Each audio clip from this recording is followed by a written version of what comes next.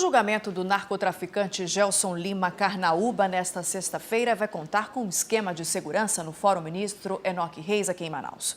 Elisângela Araújo tem os detalhes ao vivo. Elisângela, explica pra gente o porquê de toda essa mobilização.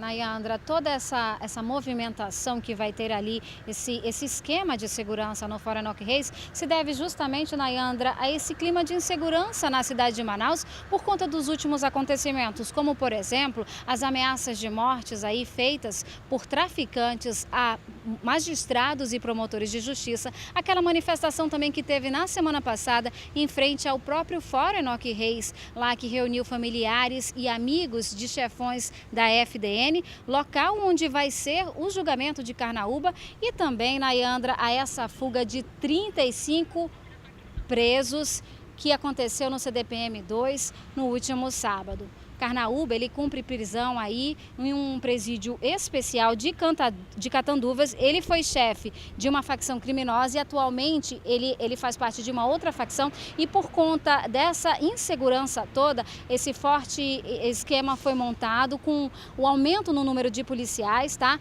O tribunal não passou exatamente o efetivo de policiais, mas o número de militares, tanto no fórum quanto nos arredores do fórum, vai ser aí bem maior do que o normal. Lembrando que o julgamento dele vai ser feito por videoconferência, Nayandra. Tá certo, Elisângela. Mais uma vez, muito obrigada pelas suas informações. Boa noite para você. O Corpo de Bombeiros já começou a vistoriar os prédios abandonados aqui de Manaus. Até agora já foram pelo menos 25 construções. Na semana passada, a Justiça havia determinado à Prefeitura de Manaus e o Implurb um levantamento desses imóveis. O assunto ainda repercute entre especialistas que garantem essas construções representam riscos não apenas para os ocupantes, mas também para os moradores do entorno. Um hospital que nunca foi terminado e hoje abriga cerca de 80 famílias. A obra inacabada, que fica no bairro Praça 14, foi invadida há cerca de 2 décadas. Os moradores fizeram paredes e dividiram o espaço entre os andares. O último andar está visivelmente deteriorado, com tijolos caindo e ferros expostos. As ligações clandestinas de energia elétrica são numerosas. E logo na esquina, uma lixeira viciada causa transtornos para os vizinhos.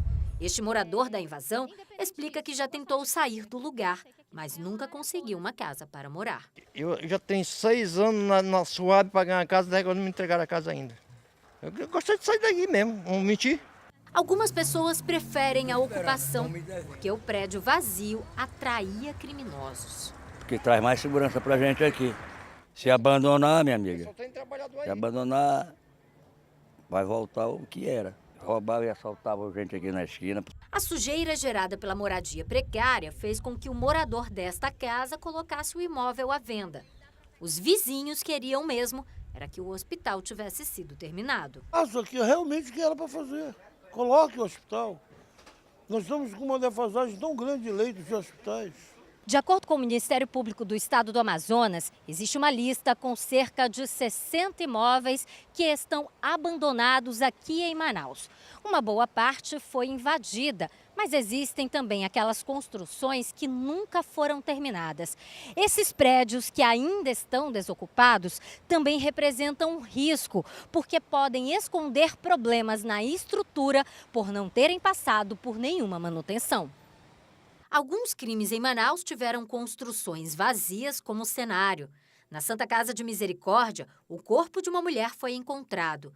Neste prédio da Avenida Djalma Batista, a polícia também encontrou o cadáver de um jovem com uma farda de uma escola pública. O uso desses imóveis para camuflar crimes não é o único problema. Este edifício, que fica ao lado de uma escola na zona centro-sul, não foi invadido. Sem moradores, ninguém sabe em que condições estão as dependências do imóvel. Você não tem manutenção nenhuma nesses prédios. Então, certamente você tem acúmulo de água e a gente tem o nosso problema grave aqui do mosquito da dengue, da zika.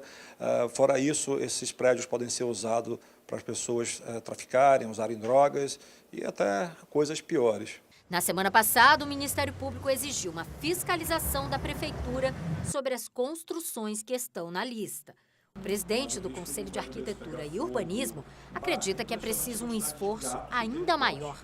A responsabilidade precisa ser compartilhada e é necessário o esforço de vários organismos para que Manaus não seja palco de uma tragédia de grandes proporções, como aconteceu em São Paulo. Para isso, o empenho de todos é necessário. Porque aquele gato, quem paga sou eu, é você, é o contribuinte que está pagando isso. Ninguém quer que a população seja desabrigada e vá morar. A gente sabe do déficit populacional que tem aqui, mas existem caminhos a médio e longo prazo muito fáceis de serem resolvidos. A população também pode fazer denúncias pelo número 984146904.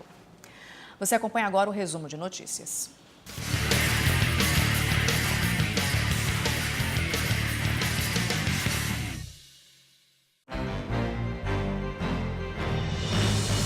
As indústrias de bicicletas do Polo Industrial de Manaus fecharam o mês de abril com mais de 61 mil unidades produzidas.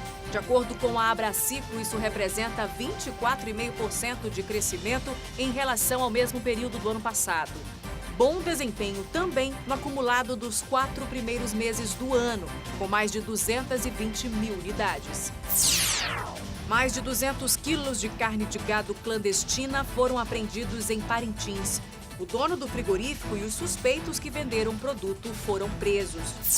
E 12 municípios das calhas do Purus e Juruá saíram hoje da situação de atenção com relação à enchente. Segundo a Defesa Civil, as cidades voltaram à condição de normalidade porque não correm risco de enfrentar uma cheia de grande porte.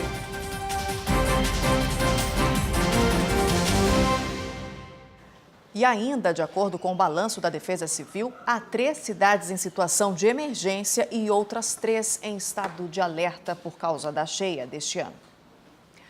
E uma grande quantidade de lixo e produtos hospitalares foi encontrada hoje de manhã em uma lixeira comum, próximo a uma escola na zona centro-oeste de Manaus.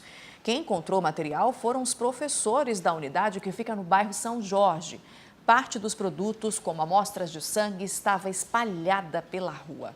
A suspeita é de que alguém passou e jogou intencionalmente esses produtos ali no local. A Secretaria Municipal de Saúde foi acionada e informou por meio de nota que vai analisar a situação. Disse ainda que tem contrato com uma empresa especializada no descarte desse tipo de material. E no próximo bloco você acompanha os preparativos para a celebração de Pentecostes. A gente volta já já, agora são 7h37. Não saia daí não, até já.